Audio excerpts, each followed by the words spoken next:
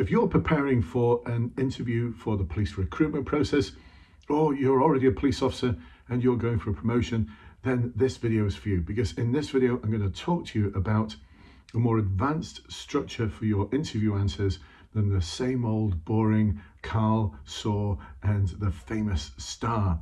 Okay, what I'm going to talk to you about is HRSAARLKU.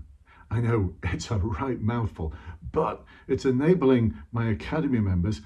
This is where we help people to plan, prepare and practice for their promotion boards, for their recruitment process, both the online assessment centre and the interview.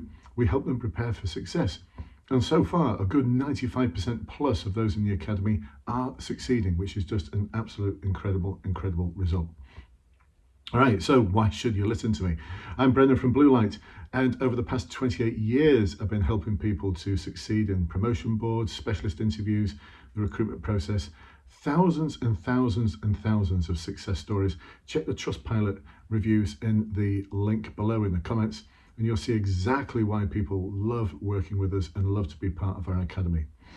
So one of the things we've been working on just recently is improving the structure of our answers for the online assessment centre, for the final interview, and especially for the police promotion process.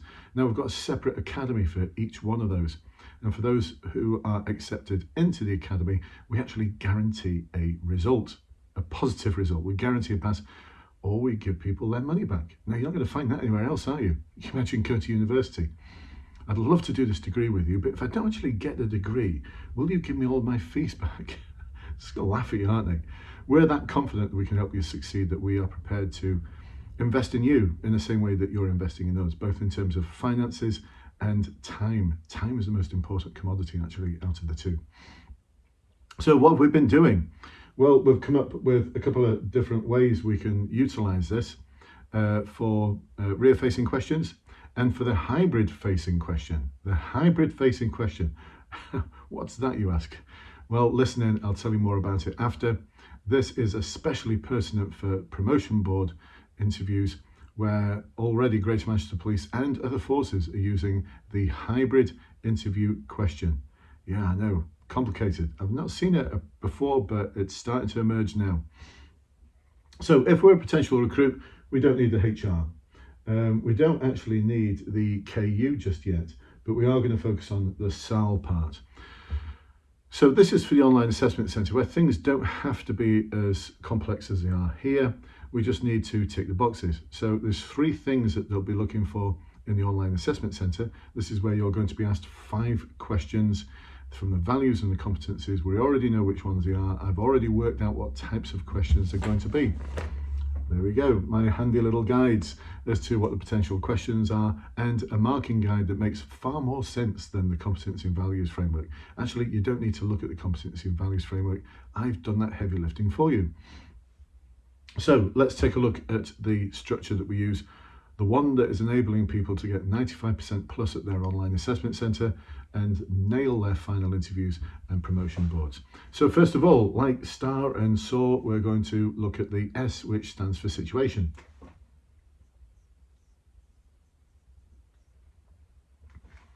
But we're going to add more detail, because there's a couple of things we need to make sure exist in that stage. And this is something that repeatedly, every time I run one of our webinars, and we run them every Tuesday, Thursday and Sunday evening at the moment. That might change by the time you watch this video, but as part of the Academy, we run 2-hour webinars on each one of those evenings, and we practice. That's what we do, we just practice.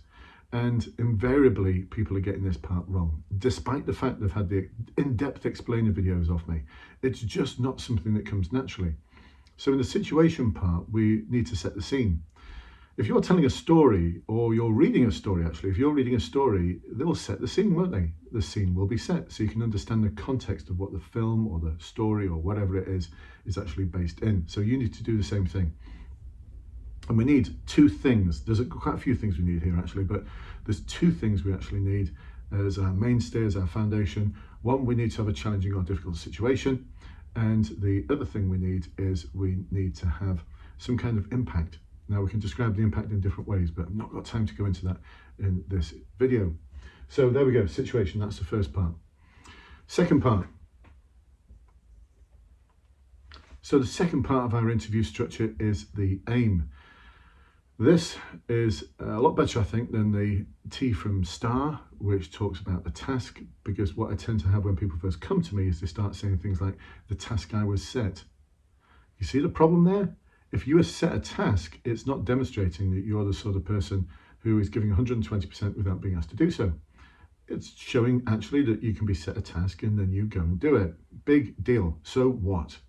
So instead, and also because no one actually talks like that. I mean, does anyone actually talk like that? Does anyone actually say things like, the task I set myself? It's ridiculous. But people do say things like, the aim, my aim, what I was aiming to achieve was. And for those of you who are already familiar with police stuff, this is very national decision model. So if you're talking about your aim, your objectives, what you're trying to achieve. We can also weave into this something about options as well.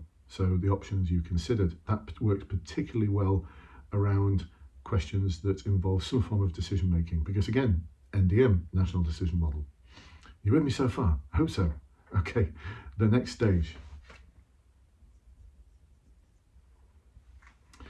So the next thing in our interview answer model for the online assessment centre, for any part of the police recruitment process and promotion process, really, this should be taking up the bulk of your answer. It's the action phase.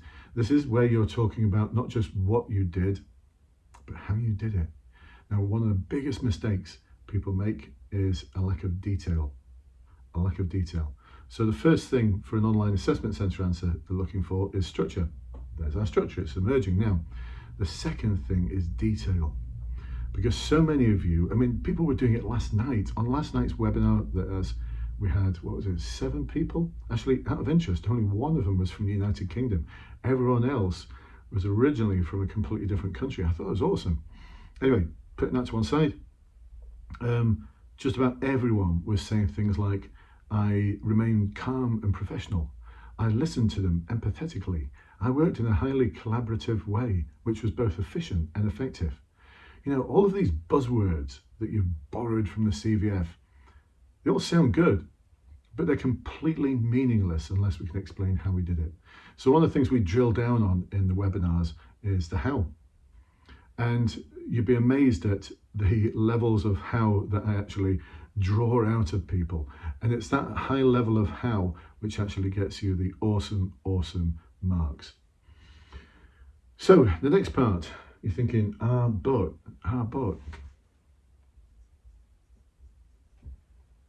The result. Now, so many of you are making a mistake when you talk about the result part of your interview answer by trying to demonstrate that everything you touch turns to gold, that actually you're just so awesome, you're just so amazing. The world isn't like that, especially in policing. So if you're looking to join the police, they want to hear a little bit about the mistakes you made, how things just didn't go to plan. Listen, you know, as a police officer for 28 years, I've been in the police sector now for 38 years. I've still done a lot of work post-retirement in the police sector for police forces councils. I've worked with the European Union, did a big 3-year project with them around community engagement and problem solving. And the one thing that I've realised throughout all of those decades is that nothing ever goes to plan. Nothing ever goes to plan. And so the result is never what you anticipated it to be. So don't try and pretend that age 21 or whatever age you are, whatever life experience you are, that everything you touch turns to gold, because of 2 things. One, I'll either think the problem wasn't actually that problematic or challenging for you, and I'll want something that's problematic or challenging. 2, I won't believe you, because it'd be like, how did it end up that good? Typically, this happens on questions where I talk to people about challenging inappropriate behaviour. And the story they tell makes it sound like it all went perfectly, how they challenged the behaviour and this, that, the other. Look, the world's not like that. You're challenging someone else's behaviour. It's really hard, it's really difficult, it's really challenging.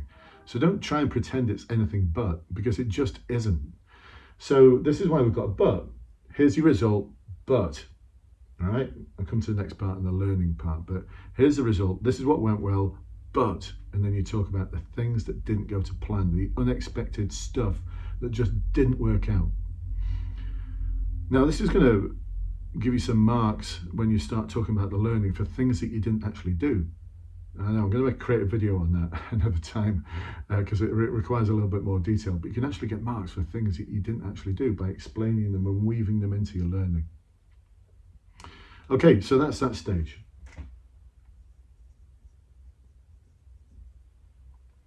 Here's a result, but this didn't go to plan, so this is what I learned. So one of the things we're not going to do is we're not going to say things like, I learned the value of open questions.